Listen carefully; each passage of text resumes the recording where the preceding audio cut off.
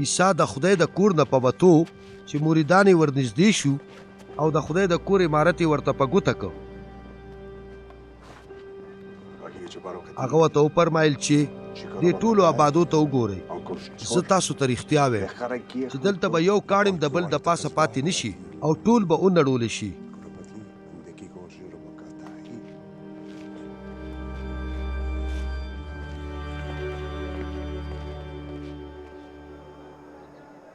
څه وخت چې عیسی د زیتونو په غره ناست و، نو مریدان یې ورغلل چې د هغه سره په پرده کې خبرې وکړي. هغې وویل موږ ته دا وښیه چې دا هر څه به کله وشي او ستا د راتلو او د قیامت تر ورځې نښه به څه وي.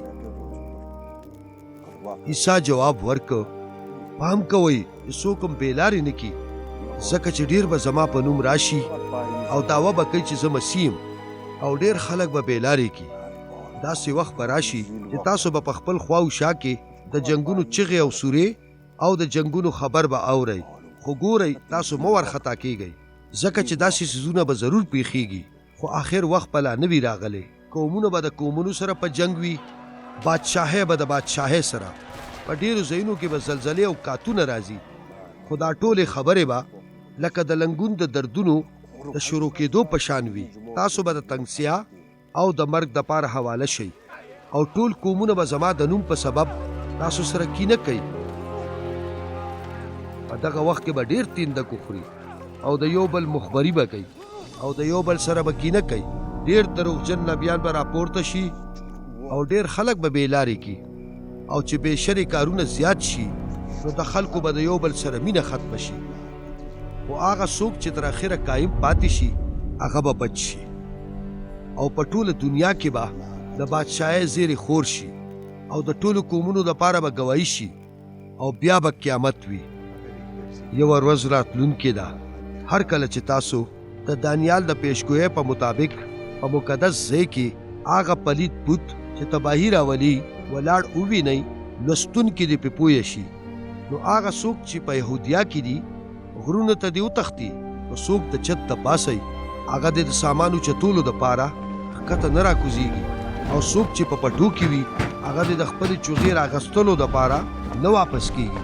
افسوس دی په هغه ښځو چې په دغه ورځو کې امیدوارې وي او په هغې چې په چوله سینه ورکوي. دعا کوئ چې ستاسو تېښته نه خو په جمي کې او نه د سبت په ورځ راشي، ځکه چې هغه به د لوی مصیبت ورځ وي. داسې وخت د دنیا د شورو نه تر اوسه لا نه دی راغلی او نه به بیا چېرته راشي. که هغه د تکلیف ورځې لنډې کړې شوې نه وې نو هیڅ یو بشر به هم بچ شوی نه وي، خو د خدای پاک د غوره شوو د خاطره به هغه ورځې لنډې کړې شي.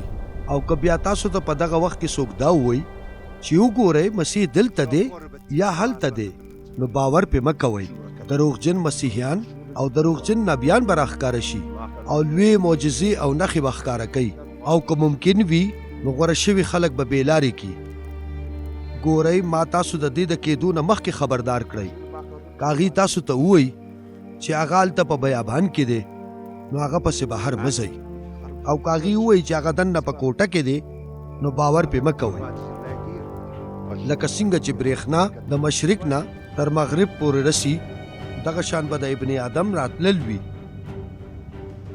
چېرته چې مرداره وي هلته به ټپوسان راټولیږي، او هر کله چې د دغه ورځو تنګسیا تېره شي نو سمدستي به نور تور شي او د سپوږمۍ رڼا به ورکه شي، ستوري به د اسمان نه راپرېوځي او اسماني طاقتونه به ولړزولی شي.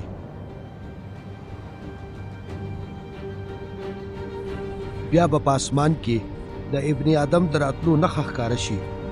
د دنیا ټول قومونه به جړه انګولا کوي او هغې به ابن آدم وویني چې د اسمان په وریځو کې به د قدرت او د ډېرې لویا سره راځي، او هغه به خپلې فرښتې د بیګل په لوی اواز سره راولیږي، او هغې به د څلورو طرفونو نه یعنی د اسمان د یو سر نه تر بله سره غوره شوي خلک راټول کړي.